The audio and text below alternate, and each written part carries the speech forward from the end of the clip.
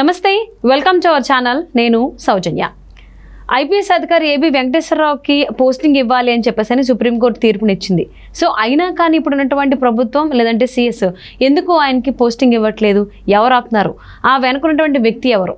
ఈ అంశానికి సంబంధించి మనతో మాట్లాడడానికి, వారి విశ్లేషణని మనతో పంచుకోవడానికి ఈరోజు మనతో పాటు ఉన్నారు senior journalist, senior political analyst C S Rao గారు ఉన్నారు. వారితో మాట్లాడదాం. నమస్తే రావు గారు. నమస్తే.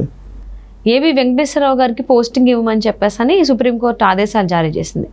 అయినా కానీ ఇప్పుడున్నటువంటి సిఎస్ కానీ లేదంటే ప్రభుత్వం కానీ ఎందుకు స్పందించట్లేదు? దీని వెనకాల ఎవరో ఆపుతున్నారు అనేటువంటి టాక్ వినిపిస్తుంది. ఎందుకు ఎవరు ఆ వ్యక్తి? ఇప్పుడు మొత్తం కలిపి యావత్ తెలుగు ప్రజలందరికీ, అలాగే ఐఏఎస్లకి, ఐపీఎస్లకి, ప్రభుత్వ ఉద్యోగులందరికీ కూడా తెలిసినటువంటి అంశం ఏంటంటే ఏబి వెంకటేశ్వరరావుని జగన్మోహన్ రెడ్డి వ్యక్తిగతంగా వెంటాడుతున్నారు, వేటాడుతున్నారు అనేది క్లారిటీ ఉంది కదా అందరికీ. ఆల్మోస్ట్ అందరికీ క్లారిటీ ఉంది.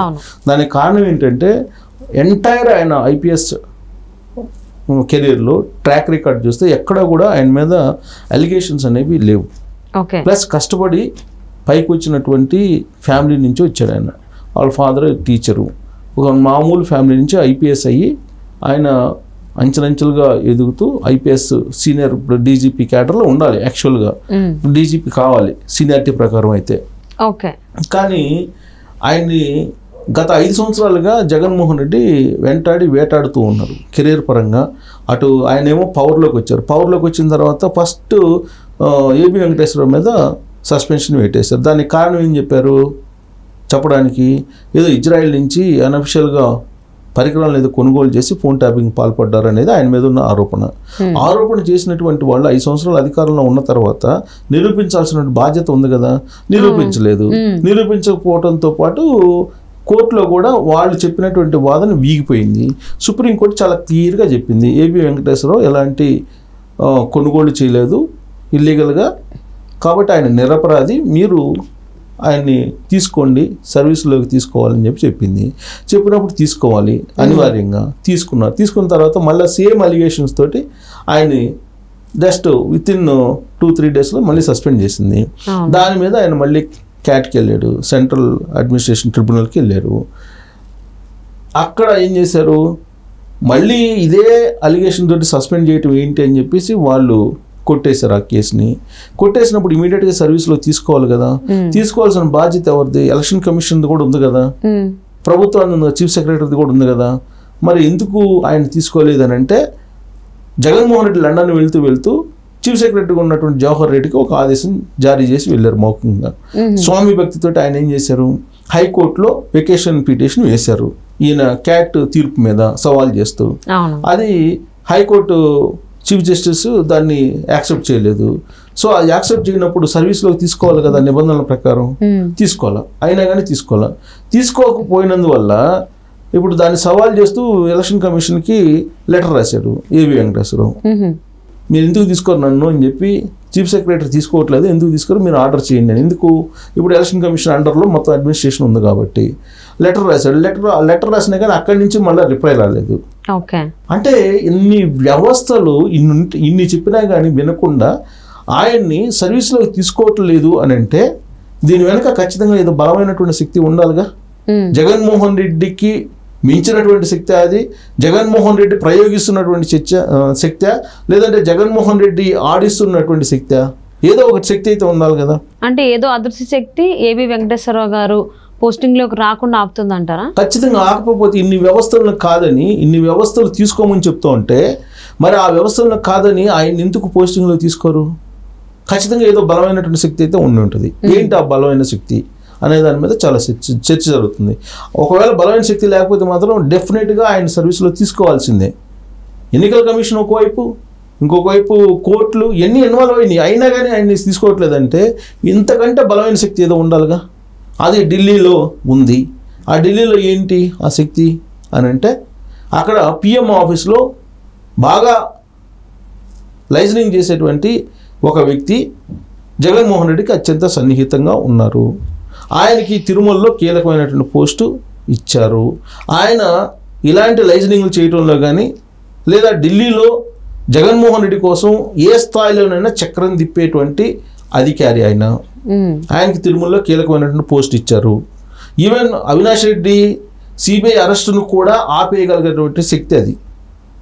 ఆ రోజు కూడా ఆ శక్తి ద్వారానే అవినాష్ రెడ్డి అరెస్ట్ని ఆపించగలిగారు.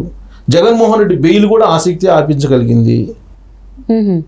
సో ఇంత బలమైనటువంటి శక్తి ఢిల్లీ నుంచి తీసుకొచ్చుకొని తిరుమలలో కీలకమైన పోస్ట్ ఇచ్చారు. అంత శక్తి బలమైన శక్తి కాబట్టి, అంటే న్యాయ వ్యవస్థని మేనేజ్ చేసేటువంటి శక్తి, అలాగే పిఎంఓ ఆఫీస్ని కూడా మేనేజ్ చేసేటువంటి శక్తి, ఎలక్షన్ కమిషన్, సెంట్రల్ ఎలక్షన్ కమిషన్లో కూడా ఆయన ఒకళ్ళిద్దరిని మేనేజ్ చేసేటువంటి శక్తి కలిగినటువంటి అధికారి తిరుమలలో ఉన్నారు. ఆయన ద్వారా ఇప్పుడు ఏబి వెంకటేశ్వరరావు పోస్ట్ని ఆపిస్తున్నారు అనేది లేటెస్ట్గా ఢిల్లీ వర్గాల్లో నడుస్తున్నటువంటి చర్చ. ఆయనకు తోడుగా ఇటీవల కాలంలో ఒక రాజ్యసభ మెంబర్ని చేశారు జగన్మోహన్ రెడ్డి.